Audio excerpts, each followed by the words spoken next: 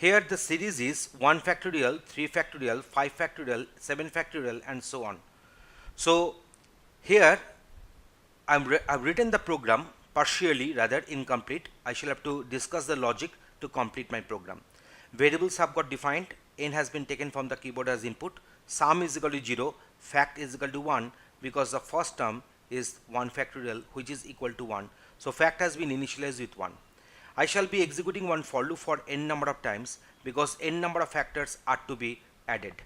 So now sum is equal to sum plus fact. So initially sum value was 0, fact value was 1. So 0 plus 1, 1 will be assigned to sum. I'm printing the current and temporary values for I, fact and sum respectively. Now see, from the 1 factorial, how can I get 3 factorial?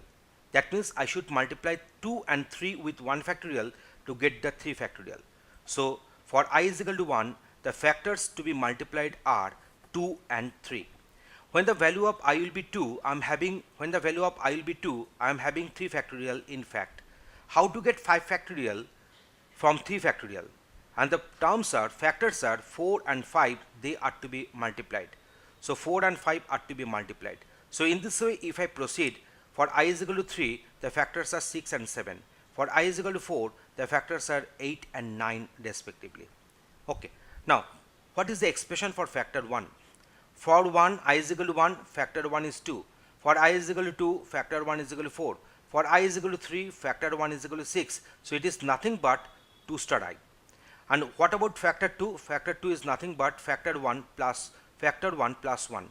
So 4 plus 1, 5 will be there. 8 plus 1, 9 will be there. So my factor 2 is 2 star I plus 1.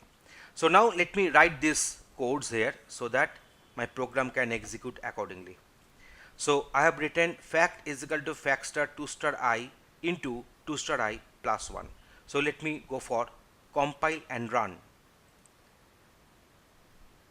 This is my output screen. The program is side by side. This is my output. I'm pressing 4. I'm giving 4 as input. So I is ranging from 1 to 4. Facts are ranging from 1 factorial, then 3 factorial, then 5 factorial, and this is our 7 factorial. And the sums are increasing accordingly. And finally, the sum is getting printed as 5167. So in this way, the series program can get implemented using C language. Thanks for watching.